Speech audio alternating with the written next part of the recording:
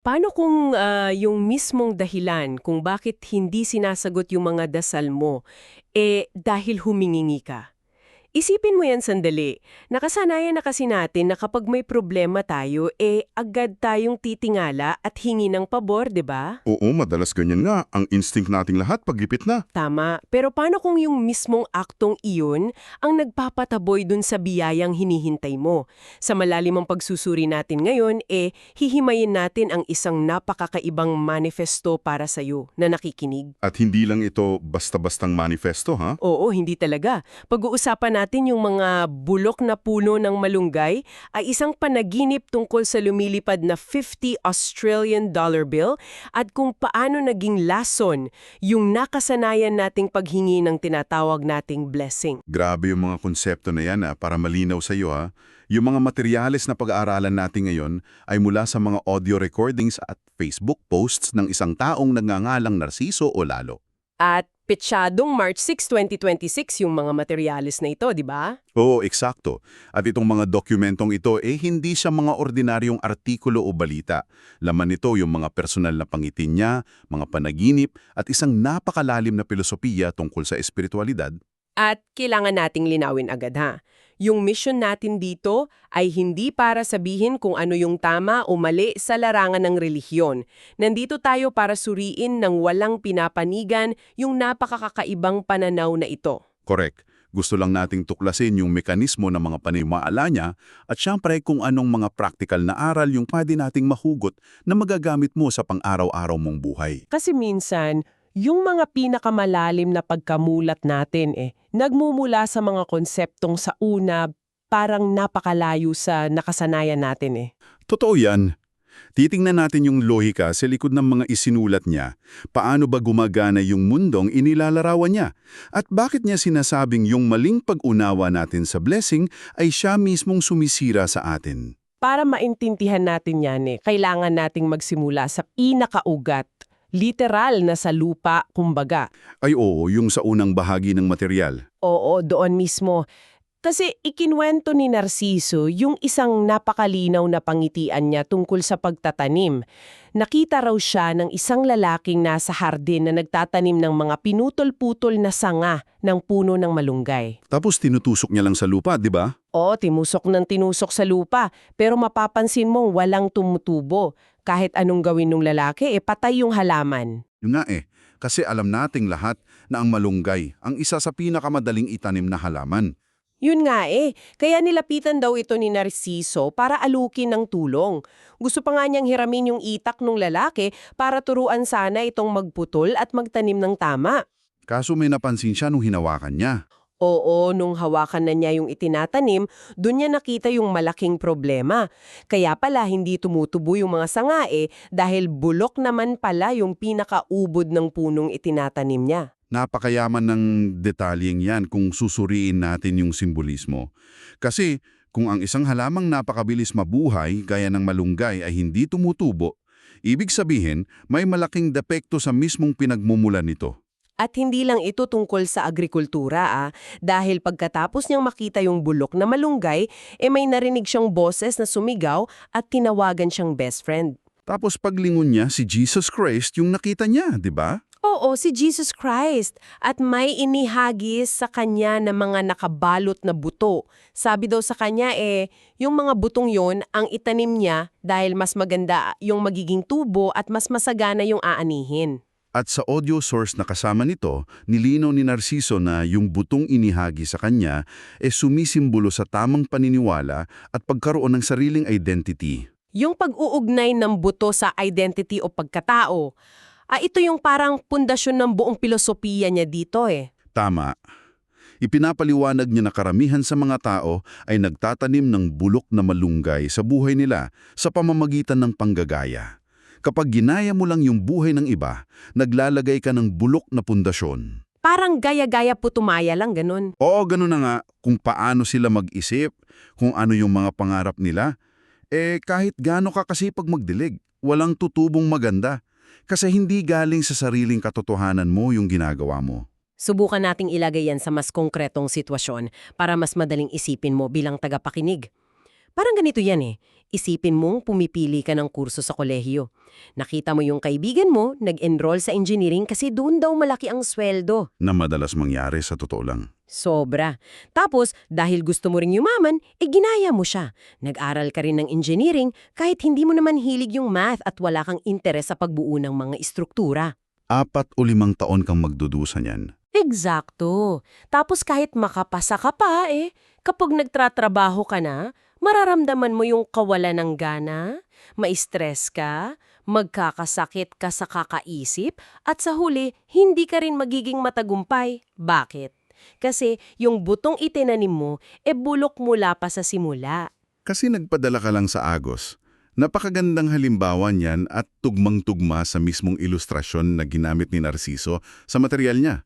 Nabanggit niya rin yung tungkol sa pagiging engineer. Oo, nabanggit niya rin yun, di ba? Oo, sabi niya gusto mong maging engineer pero hindi ka naman dumaan sa tamang pag-aaral o wala kang lisensya. Marunong ka man sa ilang technical na bagay, hindi mo ito magagamit sa tama kasi wala kang lehitimong pundasyon.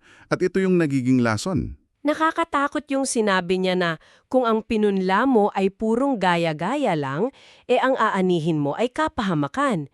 Pero teka, dito pumapasok yung isang malaking katanungan ko. Sige, ano yon?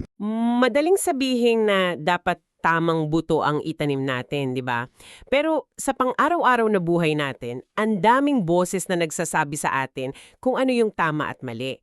Paano ba natin malalaman na hindi bulok yung hawak natin bago natin ito ibaon sa lupa? Yung mekanismo ng pagpili ng tamang buto. Ayon sa material, nakadepende yan sa isang bagay na madalas nating binabaliwala, yung ating sariling isip. Yung parang inihalin tulad niya sa pagkain ng mani, di ba?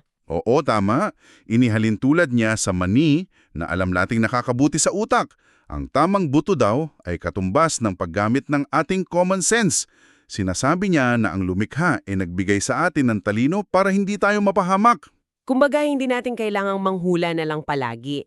Ay tunay na makakabuti sa atin at sa kapwa natin, imbes na sumunod lang ng pikit mata sa tradisyon, doon natin nasisiguro na malusog yung buto.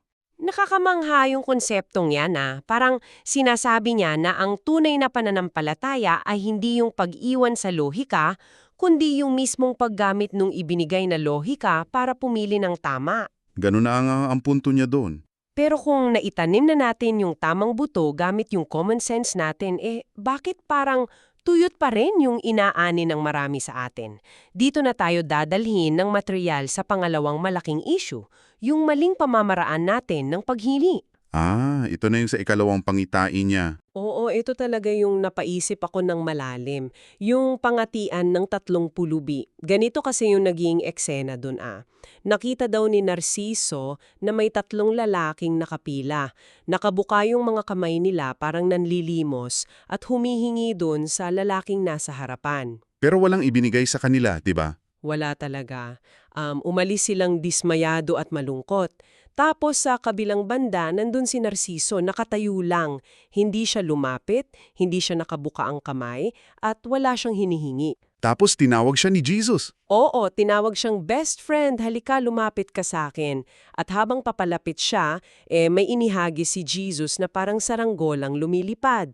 Pagsalo ni Narciso, laging gulat niya dahil isa pala itong 50 Australian dollar bill. Naka-thumbs up pa daw si Jesus sa kanya. Dito na natin makikita yung konsepto ng tinatawag na transactional faith o yung paniniwalang may hinihintay na kapalit palagi. Paano mo ba ipapaliwanag yan based doon sa nakita niya? Kung titignan natin yung malalim na istruktura ng kwento, isa itong direktang pagpuna sa kung paano tayo nakikipag-ugnayan sa kalangitan. Sinasabi sa material na yung 3 lalaking umalis na walang dala ay sumisimbolo sa mga taong lumalapit lang kapag may kailangan. Wait, sasalungatin ko ng kaunti yan kasi gusto kong himayin natin yung realidad ng buhay. Sige, paanong salungat? Kasi hindi ba natural lang naman sa tao na humingi ng tulong sa itaas kapag gipit na? Halimbawa kapag may sakit yung anak mo o nawalan ka ng trabaho, bakit itinuturing ng may akda na mali yung humingi sa mga ganitong sitwasyon? Isang napakatumpak na obserbasyon yan. Natural at napakatao nga naman ang paghingi kapag tayo ay gipit. Pero kailangan nating intindin ang paano gumagana yung biyaya sa framework ni Narciso. Hindi niya sinasabing bawal umasa. So ano yung mali para sa kanya? Ang tinutukoy niyang mali ay yung motibasyon na nagiging parang isang negosyo. Nagiging lason yung paniniwala na gagawa ako ng mabuti ngayon, tapos kapalit nito, kailangan mong pagalingin yung sakit ko. Kapag ganyan ang transaksyon, nagiging conditional yung kabutihan natin. Alam ko na kung paano natin maipapaliwanag yan sa mas malinaw na paraan. Isipin mo na lang meron kang kaibigan. Itong kaibigan na ito, hindi nagpaparamdam sa'yo buong taon. Hindi nangumusta at hindi nagtatanong kung ayos ka lang. Naku, marami yatang nakaka-relate dyan, ha? Oo, di ba? Tapos biglang tatawag sa'yo isang araw, napakatamis magsalita. Kasi pala, kailangan niyang umutang ng pera. Paanong mararamdaman mo doon? Nakakabastos, di ba? Oo, nakakasama ng loob yun, syempre. Ganyan daw yung tuin natin sa pananampalataya. Gusto ng source na maging best friend tayo, na nandyan, naniniwala at gumagawa ng mabuti. Hindi dahil may kailangang pabor, kundi dahil iyon yung tamang gawin. Ganyan na ganyan yung punto na may akda. Sa material, ipinaliwanag na nababasa yung laman ng isip at puso natin. Hindi lang yung mga salitang lumalabas sa bibig natin yung pinakikinggan, kundi yung dalisay na intensyon. Kaya pala niya nakuha yung lumilipad na $50, dahil hindi siya pumila para manghingi. Eksakto. Ang mekanismo kasi, kapag kumilos ka mula sa estado ng pagtitiwala at hindi mula sa desperasyon o pagiging sakim, doon kusa at natural na dumadalo yung mga pangangailangan mo. May binanggit din siya tungkol sa panghihilot o panggagamot, no? Di ba? Oo. Ayon sa kanya, kaya siya pinagkalooban ng power of mind para manggamot dahil yung motibasyon niya ay malinis. Maglingkod ng walang hinihintay na kapalit. Dito na talaga nag-cruise yung mundo ng mga panaginip at yung pisikal na realidad natin. Kasi madaling isipin na isa lamang itong talinghaga habang natutulog siya Pero alam mo ba na kinabukasan mismo, may nangyari na yumanig dun sa pangunawa niya. Ito yung sa ATM, di ba? Oo, nagpunta siya sa isang ATM machine. At ano yung nakita niya dun? Literal na may naiwang $50 doon sa makina mismo. Akalain mo yun, mula sa panaginip, nagkatawang tao sa harap niya. Nakakakilabot yung ganong coincidence. Tapos imbes na ibulsa, ano yung ginawa niya? Dinala niya dun sa counter at isinauli. Sabi niya pa nga wala siyang pakialam kung kanino man yan, basta malinis yung konsensya niya. At hindi lang daw ito minsan nangyari May mga nabanggit pa siyang ibang instances. May mga pagkakataon daw na naglalakad sila ng mga kasama niyang sina Susan o MJ, tapos bigla na lang niyang sasabihin na makakapulot siya ng pera. At ilang sandali lang literal siyang makakapulot ng $5, $10 or $20. At yung paulit-ulit na manifestasyong ito, hindi niya itinuturing na swerte lang. Para sa kanya, ito yung direktang epekto ng malinis niyang motibasyon. Pero kailangan nating himayin yung pinakamalalim na mensahe niya dito. Alin doon? Kahit na nakakapulot siya ng pera, mariin niyang igigiit na hindi pera ang tunay na sukatan ng blessing. Ito yung bahaging babasag sa nakasanayan nating kultura. Totoo yan. Kasi sa lipunan natin, kapag nakatanggap ka ng malaking bonus, sasabihin natin, blessing yan. Kapag nanalo sa raffle, blessing din. Lagi siyang nakakabit sa pera at material na bagay. Pero sa framework niya, iba yung listahan ng mga tunay na blessing. Oo. Para sa kanya, ang blessing ay yung hindi ka naabala sa biyahe. Blessing yung hindi ka na-aksidente sa daan papunta sa trabaho. Blessing yung nananatiling malusog yung katawan mo, kaya nakakapagpatuloy ka sa paghahanap buhay. At higit sa lahat, blessing daw yung wala kang kaaway o kaalitan. Peace of mind, kumbaga. Pag-isitan mo nga naman kung bakit nahihirapan tayong makita yung kapayapaan bilang isang biyaya. Sa psikolohiya kasi natin, nakaprograma tayong pansinin yung mga bagay na nadadagdag sa atin. Yung mga nakikita o nahahawakan natin. Oo, nakikita natin yung pera kapag inaabot sa kamay natin, pero paano natin mapapansin yung isang aksidente na hindi naman nangyari? Dahil invisible yung mga bagay na ito, nakakalimutan nating pasalamatan yung normal at tahimik na araw. Nakakaligtaan natin na yung kawalan ng gulo mas mataas na antas ng biyaya kesa sa sandamakmak na pera.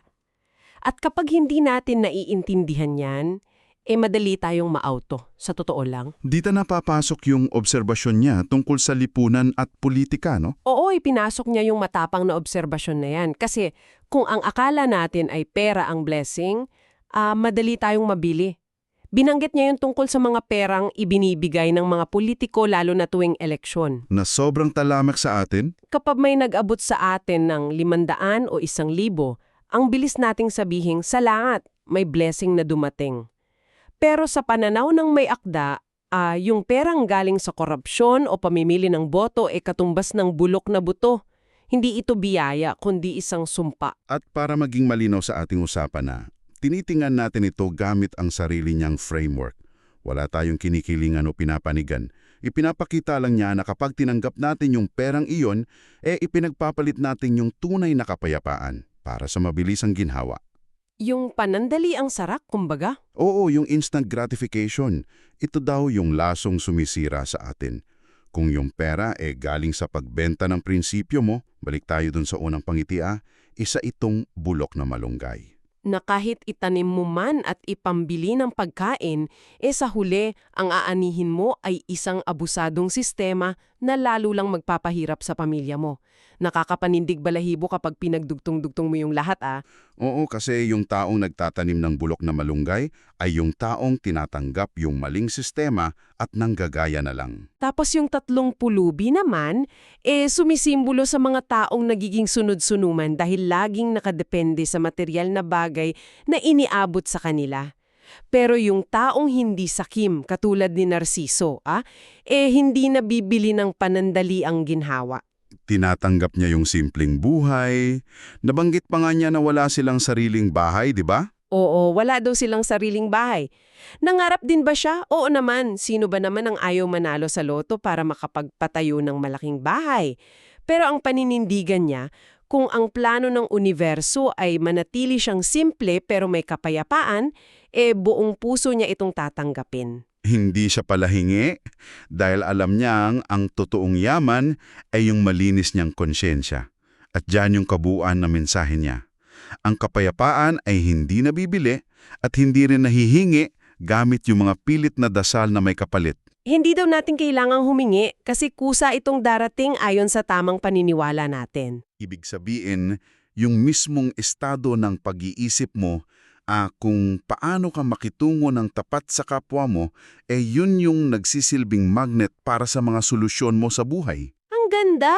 Kay gandang balikan nung buong paglalakbay natin sa talakayang ito, nagsimula tayo sa kahalagahan ng pagkilala, sa sariling identity na hindi sapat na gumaya ka lang dahil baka bulok na malunggay yung naitatanim mo. Tapos tinuklas natin yung panganib ng pagiging katulad nung 3 pulubi. Oo, yung paglapit lang sa itaas kapag may kailanan na tila ginagawang ATM yung pananampalataya.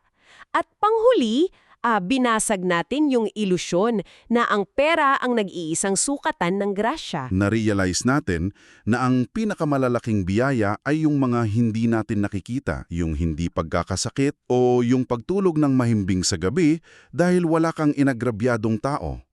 Isang napakalalim na pagbabago ito ng pananaw. Oo, sobra. Kaya bago natin tapusin iton malalimang pagsusuri natin, gusto kitang iwanan ng isang kaisipan. Ayon sa pinag-aralan natin, hindi naririnig yung mga salitang lumalabas sa bibig natin, kundi yung nababasa ay yung isip at puso natin. Kaya para sa iyo na nakikinig sa amin, subukan mong isipin itong maigi. Kung ang bawat maliit na desisyon mo sa araw-araw, kung paano ka tumingin sa kapwa mo at yung mga hindi mo sinasabing nararamdaman sa iyong puso, ay siya mismong nagiging aktwal na pananalangin mo. Teka, ibahin natin yung format ng tanong. Paanong ibahin? Mas maganda siguro kung ganito. Kung yung mga itinatago mong galit o inggit siya mismong nagiging panalangin na naririnig ng universo, anong uri ng realidad ang aktibong hinihiling mo na yon? nang hindi mo namamalayan. Mapapaisip ka talaga dyan. Maraming salamat sa pagsama mo sa amin sa malalimang pagsusuring ito. Hanggang sa muli, panatilihing malusog ang mga butong inyong itinatanim araw-araw.